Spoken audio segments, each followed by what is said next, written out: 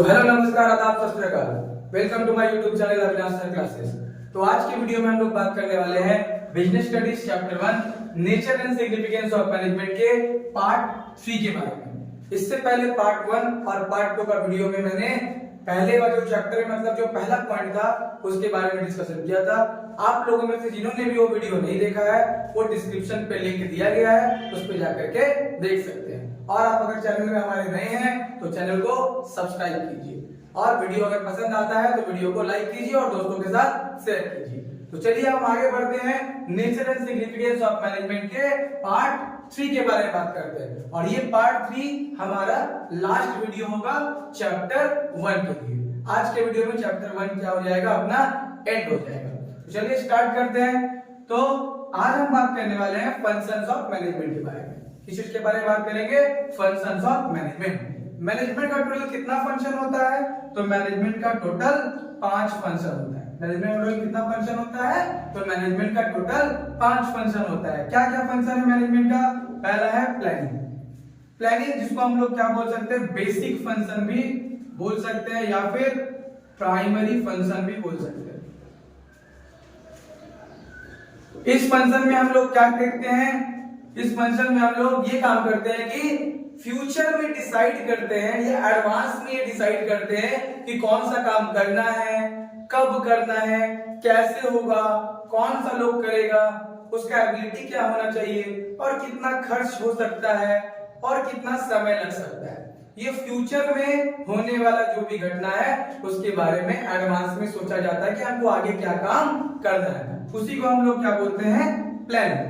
अभी हम छोटा सा सिर्फ इंट्रोडक्शन दे रहे हैं क्योंकि डिटेल में पढ़ने के लिए हमको ये पूरा चैप्टर हमारे सिलेबस में दिया गया है।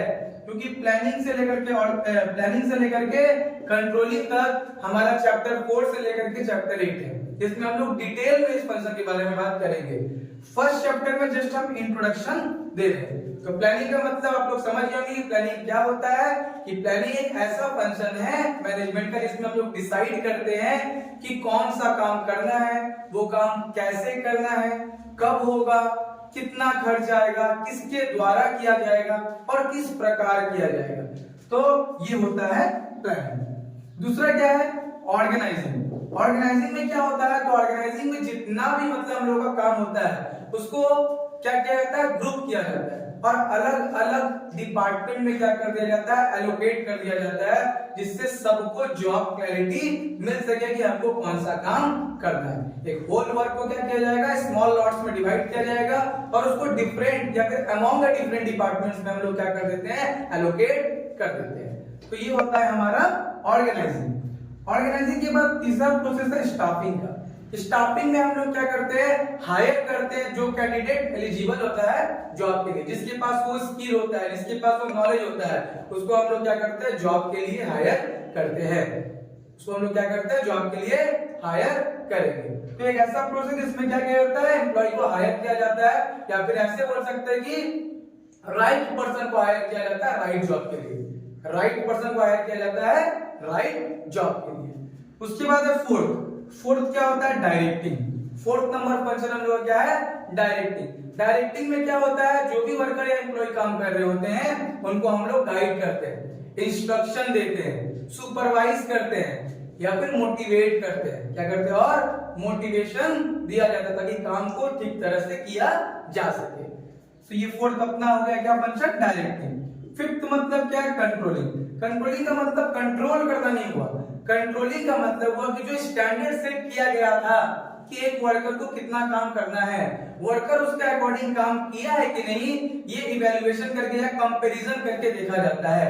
तो कंट्रोलिंग में क्या होता है? इवैल्यूएशन होता है किसका? स्टैंडर्ड परफॉर्मेंस के साथ एक्चुअल परफॉर्मेंस का। जितना वर्कर को काम करने के लिए दिए थे वो एक्चुअल में उतना काम कर पाया है या नहीं, और अगर काम नहीं हो पाता है तो उसका सुधार के लिए करेक्टिव एक्शन भी लिया जाता है। तो ये हो जाता है अपना पांचवा फंक्शन जो है कंट्रोलिंग। तो प्लानिंग में क्या हुआ? हम लोग फ्यूचर में डिसाइड कर रहे हैं कौन सा काम करना है, कब करना है, कैसे करना है। ऑर्गेनाइजिंग में क्या हुआ कि एक बड़ा सा वर्क को हम लोग क्या छोटा छोटा लॉट में बांट के अलग अलग डिपार्टमेंट को काम सौंप दे रहे हैं जिससे जॉब क्लैरिटी मिल सके। Third staffing. एक काम को करने के लिए जो बंदा क्या है, एलिजिबल है, जो एबिलिटी रखता है, जो नॉलेज रखता है, उसको वो काम सौंपा जाएगा। यहाँ पे क्या होता है, सिलेक्शन होता है, right person for the right job. तीसरा, फोर्थ नंबर क्या है, डायरेक्टिंग। डायरेक्टिंग में क्या होता है, वर्कर या एम्प्लॉय को इंस्ट्रक्शन दिया जाता है मैनेजर के द्वारा, गाइडेंस प्रोवाइड किया जाता है, मोटिवेशन दिया जाता है ताकि वो काम को अच्छे से कर सके।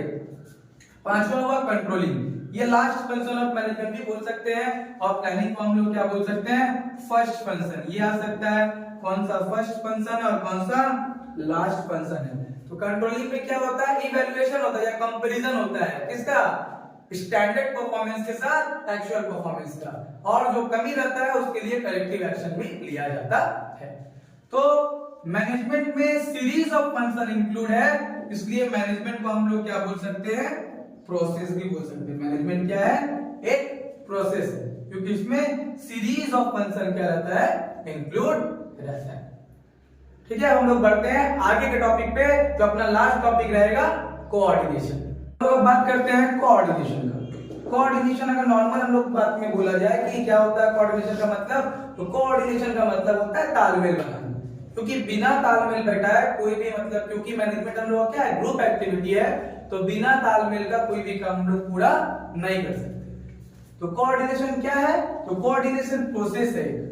किस तरह का प्रोसेस है, establishing and maintaining harmony. Harmony मतलब क्या होता है, यूनिटी, एकता स्थापित करने का और उसको मेंटेन करने का जो प्रोसेस है वो क्या है, कोऑर्डिनेशन है। किसके बीच यूनिटी स्थापित किया जाएगा, यूनिटी स्टैब्लिश किया जाएगा अमॉन्ग द डिपार्टमेंट्स, जितना भी डिफरेंट डिपार्टमेंट्स ऑर्गेनाइजेशन में, एक ऐसा प्रोसेस जो वेरियस डिपार्टमेंट्स के बीच क्या करता है, हार्मोनी स्टैब्लिश करता है और उसको मेंटेन करता है, सो दैट जिससे कि क्या होगा, दे विल वर्क प्रॉपर्ली, जिससे वे लोग अच्छे ढंग से प्रॉपर तरीके से काम को कर पाए। उसी को हम लोग क्या बोलते हैं, कोऑर्डिनेशन। उसी को हम लोग क्या बोलेंगे, कोऑर्डिनेशन। इसीलिए कोऑर्डिनेशन को क्या बोला जाता है, एसेंस ऑफ मैनेजमेंट। कोऑर्डिनेशन को क्या बोला जाता है, एसेंस ऑफ मैनेजमेंट। क्योंकि जब तक कोऑर्डिनेशन नहीं होगा, यूनिटी नहीं स्टैब्लिश हो पाएगा, तब तक कोई भी काम मैनेजमेंट का पूरा नहीं हो सकता। इसीलिए कोऑर्डिनेशन को क्या बोला जाता है, एसेंस ऑफ मैनेजमेंट भी बोला जाता है। ये बहुत इंपॉर्टेंट एमसीक्यू में से एक है कि किसको एसेंस ऑफ मैनेजमेंट बोलते हैं हम लोग, कोऑर्डिनेशन को एसेंस ऑफ मैनेजमेंट बोलते हैं। अब आते हैं फीचर्स में। पहला क्या है, ग्रुप एफर्ट। तो कोऑर्डिनेशन किस पे रखता है, ग्रुप एफर्ट पे। कोऑर्डिनेशन स्टैब्लिश क्या करता है, ग्रुप एफर्ट। कोऑर्डिनेशन से हम लोग क्या करते हैं, सभी ग्रुप एक कॉमन गोल को पूरा करने के लिए क्या कर सकता है, काम करता है। और वो कॉमन गोल क्या होगा, जो ऑर्गेनाइजेशन का गोल है। तो उसी को पूरा करने के लिए सारा डिपार्टमेंट क्या करता है, उसी दिशा में काम को करता है। इसलिए क्या ये एम रखता है किस पे, ग्रुप एफर्ट पे। इस पे एम रखता है ये ग्रुप एफर्ट पे, यानी कोऑर्डिनेशन के द्वारा ये ग्रुप एफर्ट क्या है, पॉसिबल है। दूसरा, कंटिन्यूअस प्रोसेस। तो कोऑर्डिनेशन कंटिन्यूअस प्रोसेस है, ये नेवर एंडिंग प्रोसेस है कि एक बार हो गया तो फिर दूसरा बार उसका जरूरत नहीं होगा, ऐसा नहीं है। हर एक टाइम पे जब जब ऑब्जेक्टिव को पूरा करना रहेगा, तो ऑब्जेक्टिव को पूरा करवाने में कोऑर्डिनेशन का अपना क्या होता है, रोल होता है। हर एक ऑब्जेक्टिव को पूरा करने के लिए कोऑर्डिनेशन का जरूरत होगा, इसलिए कोऑर्डिनेशन क्या है, कंटिन्यूअस प्रोसेस। थर्ड वन क्या है, इंश्योर्स यूनिटी ऑफ एफर्ट। जो भी एफर्ट रहेगा सबका, सभी डिपार्टमेंट का, उसमें क्या करता है, इंश्योर करता है यूनिटी। कोऑर्डिनेशन के थ्रू हम लोग क्या मेंटेन कर सकते हैं, यूनिटी, कि सभी कोई क्या करेगा, कॉमन गोल को फुलफिल करने का डायरेक्शन में काम को करता है। और फोर्थ नंबर क्या हो गया, परवेसिव। कोऑर्डिनेशन का जरूरत हर टाइप का ऑर्गेनाइजेशन में होता है, चाहे वो स्मॉल स्केल हो, चाहे मीडियम स्केल हो, चाहे लार्ज स्केल हो। इसलिए इसको हम लोग क्या बोलते हैं, परवेसिव प्रोसेस भी बोलते हैं। तो ये था हमारा कोऑर्डिनेशन का डेफिनेशन, और उसको क्या बोला जाता है, एसेंस ऑफ मैनेजमेंट भी बोल सकते हैं, और ये था इसका फीचर्स। आई होप सबको ये वीडियो समझ में आया होगा। तो इस तरह से हम लोग का तीन पार्ट में चैप्टर 1 हम लोग क्या करते हैं, कंप्लीट। तो इससे रिलेटेड जितना भी एमसीक्यू एसएक्यू है, आपको हैंड रिटन फॉर्म में, पीडीएफ में, और डिस्क्रिप्शन का लिंक में पीडीएफ में मिल जाएगा। आप लोग वहां से डाउनलोड कर सकते हो और पढ़ सकते हैं। अगर ये वीडियो पसंद आया हो तो वीडियो को लाइक कीजिए, और चैनल अभी तक आपने सब्सक्राइब नहीं किया है तो चैनल को सब्सक्राइब कीजिए और दोस्तों के साथ शेयर कीजिए। Thank you.